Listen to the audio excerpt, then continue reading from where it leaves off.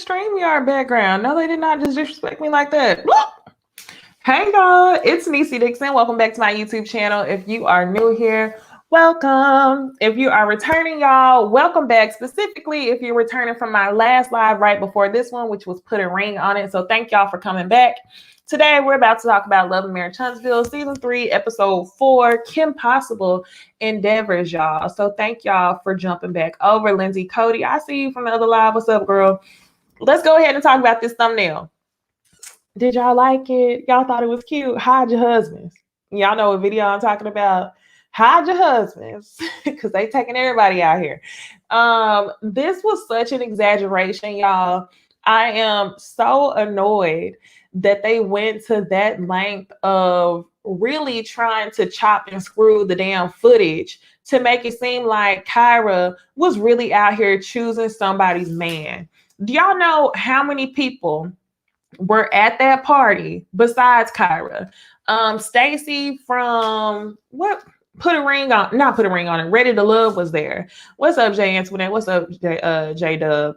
Yeah, Stacy was there. So I'm like, why y'all have to use Kyra to make it seem like something was going on? And if y'all really think about it, if y'all really go back and watch the episode, because I watched 2 times, they never show Kyra and Marceau speaking directly to each other. All we hear is audio. They place the audio over them at the party. We don't see a shaking of the hand. We don't see a hug. Why did y'all really play us like that? And I'm even more so confused. Why was Tisha crying in the damn club? Who wants Marceau? I don't get it. Okay. What's up, Ramel? Thank you for joining the live. But I feel like the whole thing was misleading. This episode was boring AF. So I guess they just decided to do this to try to get somebody excited about some damn mess. Kyra is not out here snatching husbands. Like, girl, but what was the tears for, y'all? Y'all tell me what the tears is for. Let's go ahead and jump into this dang review. Ooh, child. Y'all, my allergies are bleh. I'm going through it.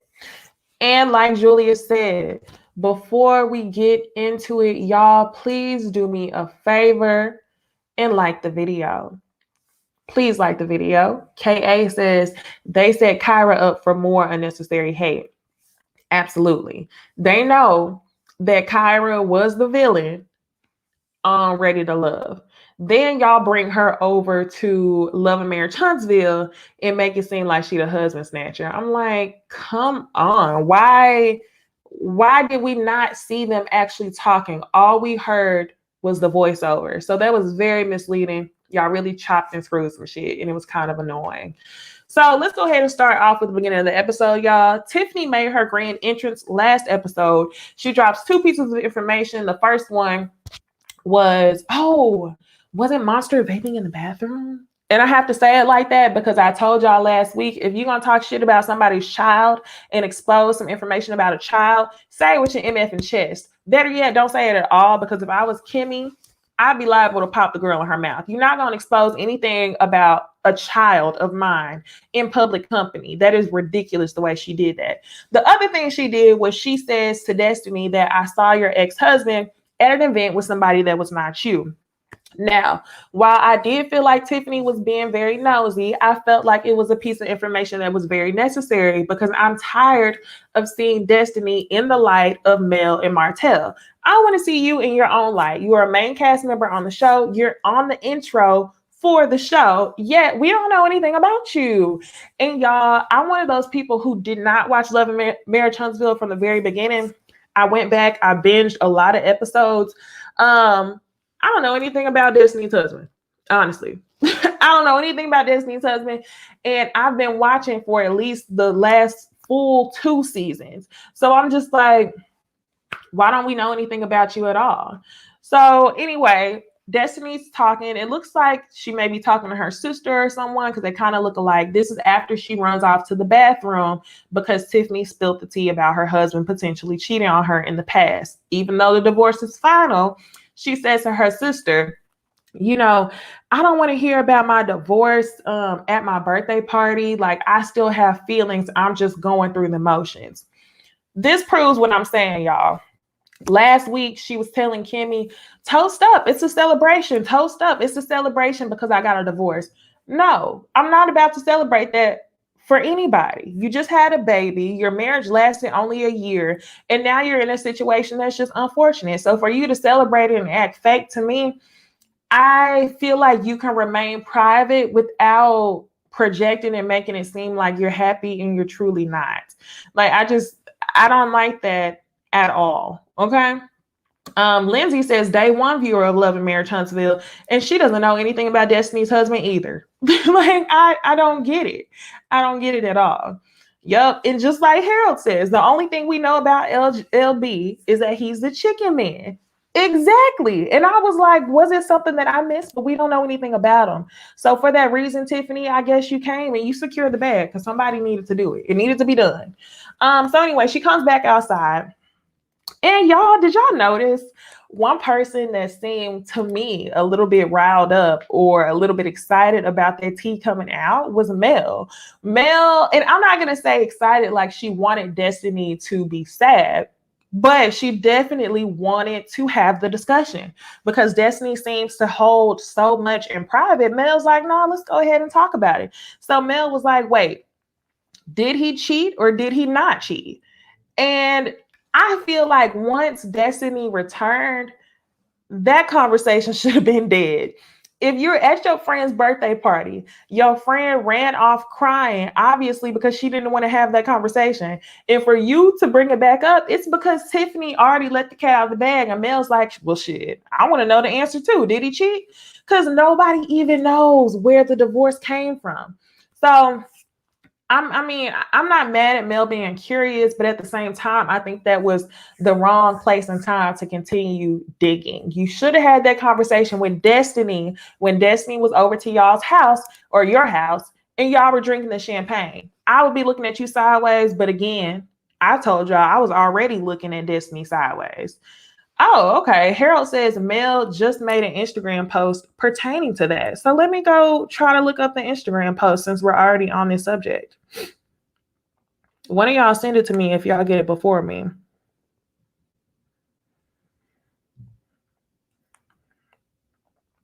Okay. Oh, it's a long one. Okay. I'm gonna have to share it on the screen. Give me a hot second. I'm gonna share it so we can go ahead and get into it.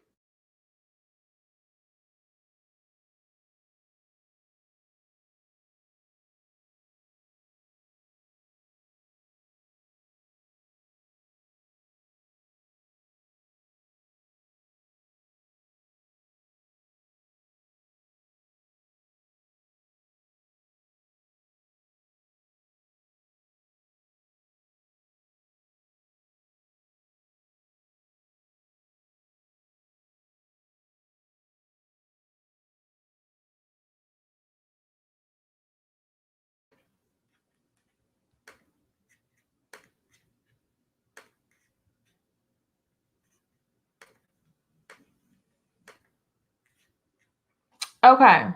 Y'all let me know in the comments if y'all can hear me. I'm pretty sure y'all can, but here goes the Instagram post from Melody Holt. She says, so about last night and last Saturday night, I'm going to speak on this one time only. Other than that, y'all can enjoy the show. Number one, I didn't know Tiffany and Destiny had met at my house before, as neither ever told me about their conversation, which is why I thought I was introducing them. Number two, I didn't know the information Tiffany brought to the brunch beforehand. It ain't like she sat down with me and told me. Watch the episode before last night. She said in my office that she didn't know Destiny when I asked. Think about it. What in the hell has Destiny done to me that will warrant me to be shady to her? Right. Nothing. So make it make sense or use a little common sense. Hmm. Okay. Oh, y'all couldn't see the post. Y'all couldn't see the post. Y'all let me know. Let me know if y'all couldn't see the post or if y'all heard what I said. But I felt like it said it shared. So y'all say y'all can't see the post. 12:58. Somebody else comment and let me know if y'all were able to see the post. If not, I'll pull it back up. Either way it goes, essentially what Mel was saying. Okay. She says they were just listening. Let me pull it up for y'all one more time so we can do it the right way. I'll pull it up for y'all one more time. My bad, y'all. Okay, so this is an Instagram post one more time. Essentially, Mel says she's going to speak on it one time only. Number one, she didn't know that Tiffany and Destiny had ever met before. She thought that she was introducing them. And then for number two, she's saying she didn't know the tea that Tiffany was going to spill beforehand. She never sat down with Tiffany prior to the brunch and found out that information. She said if you go back and watch the episode before this one, Tiffany says that she didn't know Destiny. So she's saying, what about Destiny, or what has Destiny done to warrant her to be shady? Nothing. So make it make sense, or use a little common sense, is what she says. So with this post, y'all, I feel like okay, y'all, forget it. It wouldn't let me share. But y'all understand what Mel was saying. I believe Mel. I believe that Destiny didn't do anything for her to set her up. However, I still think Mel wanted to use that moment to find out more information about Destiny. Because I'm sure she was like, well, shit, Destiny don't bring it up. So if Tiffany's bringing it up, let's go ahead and have the conversation. Was LB a cheater? And that's when Destiny says, no, he wasn't a cheater. And I'm just like, really? What the hell? What happened? That's all I want to know. What happened? Tiffany says, well, yeah, I just try to use it as a point of relevance, blah, blah, blah, blah. Either you have to be stupid, which I don't think you are, because you secure so many positions on the board of whatever, or you have to be shady and you're securing a bag, which is what I told y'all she did. Hey, Jamie, thank y'all for letting me know y'all seen the post a second time. So anyway, the way I feel about Tiffany, number one, you're messy. Number two, somebody got to do it. So it is what it is.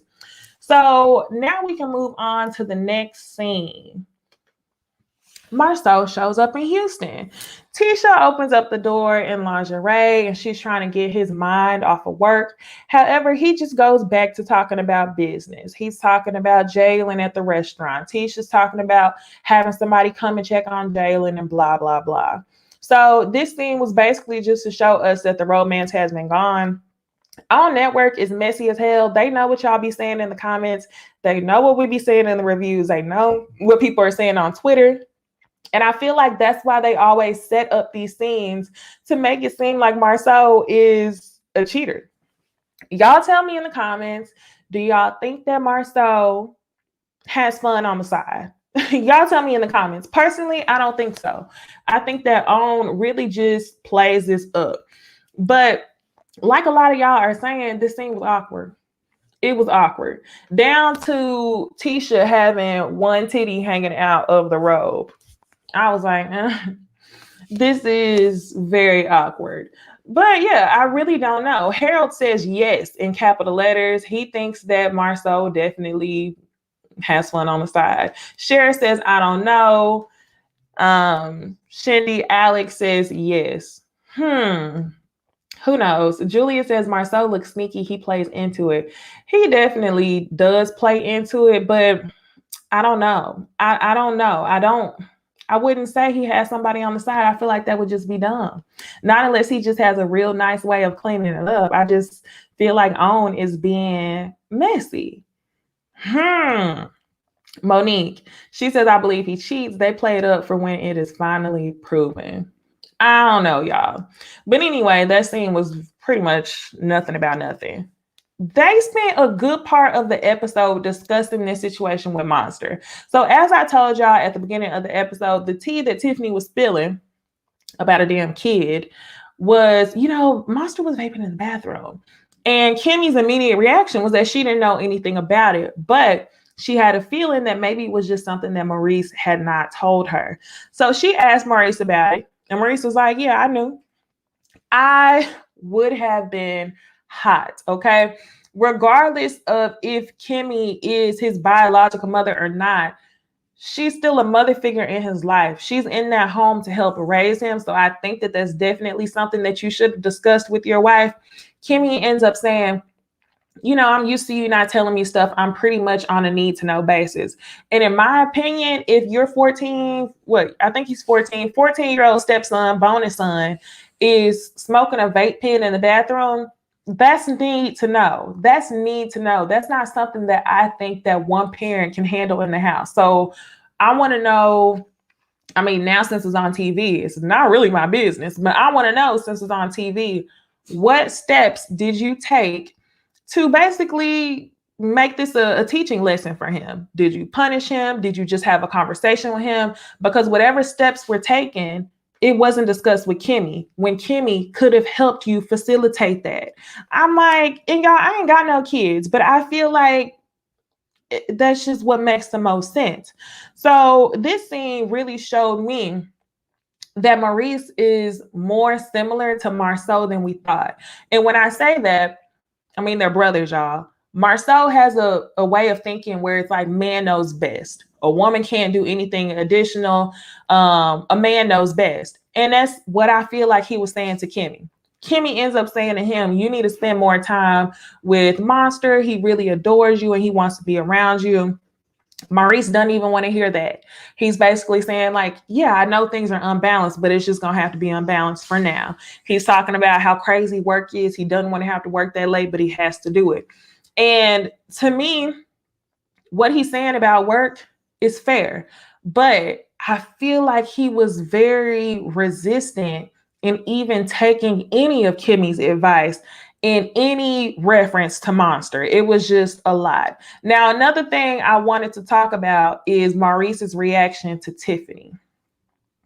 I agree 10,000% on his reaction to Tiffany. Why would you bring up something bad about a child in mixed company? So if you want to talk about my child, let's talk about something bad about yours in mixed company. Even then, that's something that you shouldn't discuss. If that's tea that you felt like you knew, you could have discussed that with Kimmy on the side. Kimmy still would have been surprised, but I probably still want to pop you in the mouth. I would have wanted to pop you in the mouth for talking about my 14-year-old son in public. Y'all think about it two ways. Not only are they discussing this amongst friends, but they're having this discussion in front of all of us, which is why Maurice was so hot. He's already a 14-year-old Black soon to be man, just like Maurice is saying, and he feels like the odds are against him. So for Tiffany to bring this up on TV and now the entire world knows that he was smoking a vape pen in the bathroom, that's just extremely disappointing. And I think somebody should light her ass up for that. I'm surprised Kimmy didn't. But the only reason why I feel like Kimmy didn't is because she didn't know anything about the situation. If she did, she definitely would have lit him up. Now, I see a bunch of y'all saying the same thing. Jay Antoinette says Maurice pushed for Monster to live with him just so he can hardly be there. And then Lindsay Cody says if work was always going to be his priority, then Monster should have stayed in Michigan with his mother. And I have to agree, y'all. This is why I'm saying Kimmy should be more involved in the parental conversations. If you work as much as you do, and you know Kimmy's going to have the influence that she has on your son, she needs to be a part of those conversations. He tried to make it better by saying, oh, well, I didn't even tell Kiowa about it. It was really just something that I was going to handle with Monster one-on-one. And in this situation, I don't think that man always knows best. I feel like a child still needs influences from both a man and a woman when being raised, but whatever. So let's move on to the next scene. What is this? The next scene is Kimmy and Jalen. So Kimmy and Jalen, they are working on their renovation project. And this is where Jalen starts talking about some of his grievances with Black. Basically, Tisha and Marceau have set him up for failure. And like I told y'all last episode, Tisha and Marceau, they think they're slick. They really do, in my opinion. I feel like last season, whenever they offered him a percentage in the company, we find out this episode that it was never clear exactly what percentage in the company Jalen had. Number one. Number two, Y'all don't want to get Jalen the help. So while y'all are putting him in a position to be great, y'all also are stacking plenty of odds against him in order for y'all to save some coin. Let's be real. It's not just y'all giving him an opportunity. It's also the fact that y'all are saving money by hiring family to help run the restaurant. And then whenever things go bad, you want to get an attitude like you're paying him what you would be paying someone with the experience. So you're going to have to do one or the other. You're going to have to take more accountability and help him with the restaurant, or what you're going to have to do is hire someone. So I'm definitely looking at Tisha and Marcel sideways, because it's like, I don't really like the way that y'all are moving.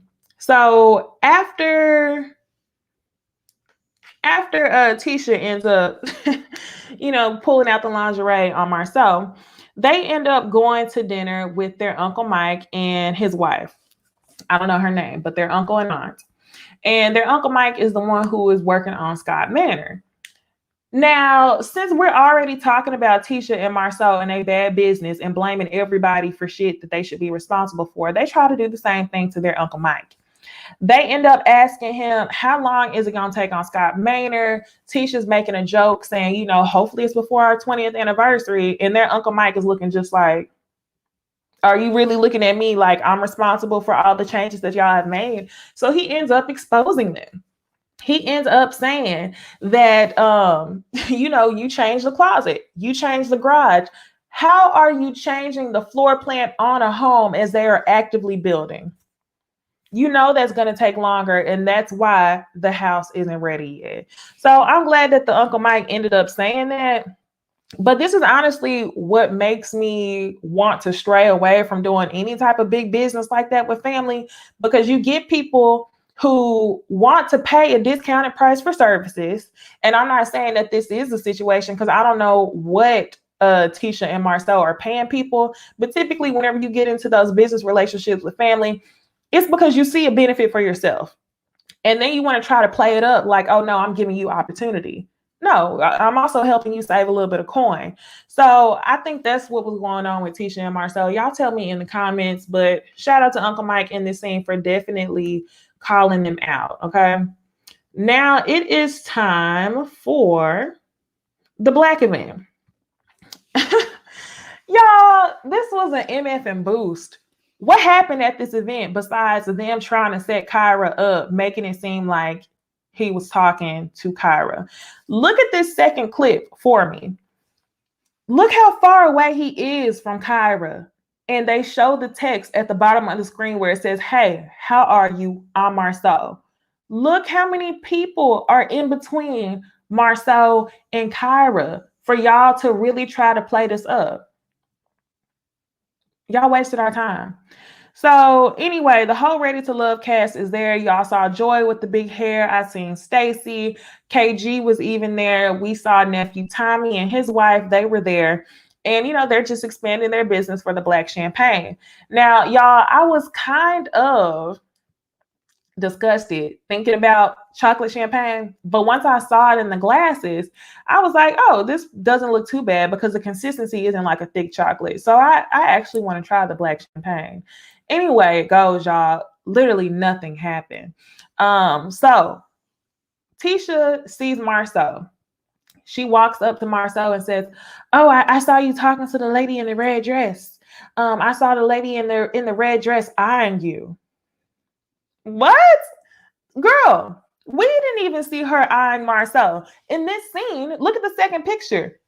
I don't see her eyeing Marcel. I see her looking at the camera. And why call out Kyra when the one person we did see him talking to was Stacy? So if you would have brought up Stacy over Kyra, we could have been like, maybe. But on network, y'all really reached with this one. So she runs up to him whenever he's standing next to Kyra or whatever. It didn't even seem, every time you seen them, they were never right next to each other. They were always staggered across the room. So I felt like they were reaching. Tisha runs up to him, baby. They go to the patio. She's talking about Kyra. Yeah, I saw the girl in the red dress. He said, what girl? She starts fake crying. Marcel starts calling for tissue. And Tisha says, I'm good. I'm good. You are good because you're not crying. You're just really boosting because you're insecure and you don't want him having any conversation with any of the women there. Even at the beginning of the event, he's walking up to women saying, hey, beautiful, hey, gorgeous, just being real charming like y'all know he likes to be. So it was just a reach. Let me read this comment from Ebony M. Ebony says, in defense of the producers and editors, when they teased the scene with Marceau and Kyra, they didn't hype up absolutely nothing because they knew that Tisha was insecure about Kyra seeing Marceau. I have to disagree. While what you're saying about Tisha is correct and how Tisha was going to be insecure, I think they did hype it up because in the super trailer, they show Kyra. But if we think about it, in the super trailer, he wasn't even next to Kyra. They were still playing voiceovers on top of everything. So I want to know, at what point did they actually talk? Was it something that we didn't see? Did they chop and screw it? Was he just talking to her across the room? It definitely was a boost. Okay. I didn't think Kyra had done anything. I didn't see them touch or make physical contact, but there were plenty other reasons that would have been less of a reach, like your husband going up to women, hugging them, calling them beautiful and gorgeous. While I wouldn't have been tripping about it, that would have been less of a reach than Kyra. So y'all, final scene, we get Maurice and Kimmy, and they plan to meet up with Kyra. And I think Kyra is she married or this was her boyfriend, but whoever she's going to bring, I think his name is Zach. So anyway, they're sitting there. They want to have a conversation. They think it's so great that they get to co-parent Monster, blah, blah, blah. However, as Kimmy just came off the heels of talking to Maurice about balancing his work and life, he ends up having to leave to go to a meeting with an attorney. In my opinion, I don't know what the meeting was about, but I feel like the discussion that you were having about your son should have been more important. Number one, because you just showed us in the previous scene that there's certain conversations about Monster that you feel like is not necessary to have Kimmy a part of. So why in this scene do you think it's okay for you to leave and for Kimmy to be the representative of y'all's household with your ex-wife? I don't think that was smart at all. If anything, I think the whole dinner should have been canceled. I don't know how much later they showed up, but the whole thing should have been canceled if you weren't going to be able to make it at all. Meg Hart, yes. Kimmy looked so good in this scene. Kimmy always looked good, especially in her pink, like Chanel looking type dress that she's wearing in her confessional. She looked good. But I don't think he should have left her there. I just think that was a really, really bad decision. You know the history of Kyra and Kimmy, and we just found out that you really don't appreciate Kimmy's feedback as much when it comes to parenting Monster. So why would you leave her there to be the head of the conversation between your ex-wife and her partner? I don't know, but y'all tell me in the comments. Y'all be sure to like this video up. Nothing else was really going on this episode. So I hope to see y'all tomorrow so we can talk about Real Housewives of Potomac. Be sure to hit the like button, subscribe, comment, all that good stuff. Share the video. And I will see y'all in the next one. Have a happy Sunday, y'all. Bye.